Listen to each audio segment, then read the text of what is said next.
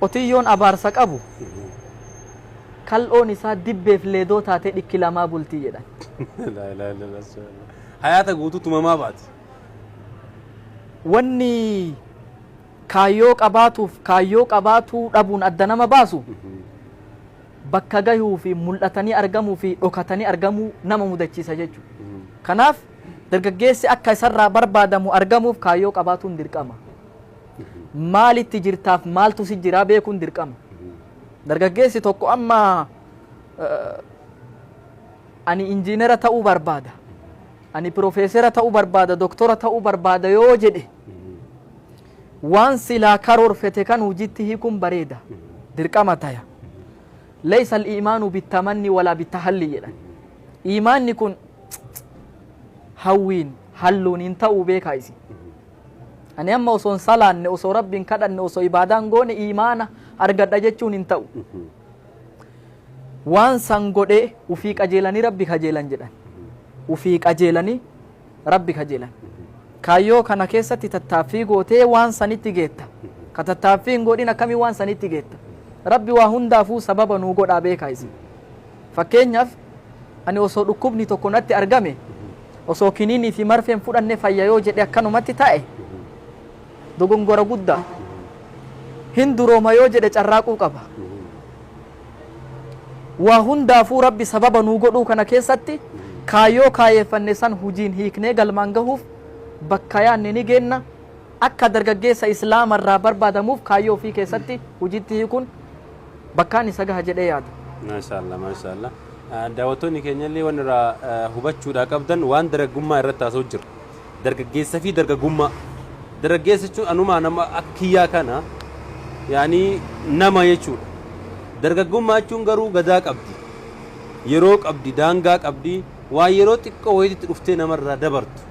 Yoo waan sanitti hin fayyadamin waan nu amma dubbanne kana guutuu keessa hin jiraatu jechuu namni. Waan keessan haa dubbatu. Khayriin isin jala haa teettu. Rizqiin isin jala haa teettu. Rabbi waan keessan haa dubbatu. Muraada keessan Rabbi haa guutu. Muraada keessan Rabbi haa guutu. Caayaa gaaddisa akkanatti dooraa tolee walgahee Rabbiin kadhatu kana Rabbi nu haa milkeessu. Duwwaa Rabbi nun deebisin. Duwwaa Rabbi nun deebisin. Rabbana innana zalamna anfusana wa in lam taghfir lana wa tarhamna lanakunanna min al-khasirin. Ya arhamar rahimin irhamna wal muslimin. Ya Rabbi rahmatan qad. Ija rahmatati ya Rabbi nurad. Ya Rabbi ija rahmatati nulal. Waan kenna ya Rabbi dubbat.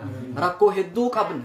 يا ربي فرماتك نوجو كبيا أمبتي ركّتشا جرتو جولة هدوتو من مدامي في ونتوتا غراغرا كيسات ركّتشا جرتي كهوجيد أبديت وفتمتي على الرت دربمتي أبو ربي فرماتك تسيني هاجو بركة هرا كيسات الأمير يانا بنيساته كام بهرت الأمير يانا قرط أميته يتكلم متيجو ما من أنواع البلاء إلا ذاك أمتنا وان سلام كرا وان نمني تندون سببة وهندا ummanni keenna kan dhandhamin hin jiru rasaasan dhumuu taatu ummanni keenna dhume baharatti dhumuu taatu ummanni keenna dhume saharaa keessatti bineensan nyaatamuu taatu ummanni keenna nyaatame gada doororroo hedduu ummanni keenna dhandhamee jira tanaan daanga rabbi nurra haa godhu amma booda roorroo fi gadda rabbi nutti hin deebisin dunkaana ta'aziyaa waggaa waggaan dhaabbatu daanga rabbi nu haa godhu daanga rabbi nu haa godhu gammachuu malee gadda nurra haa qabu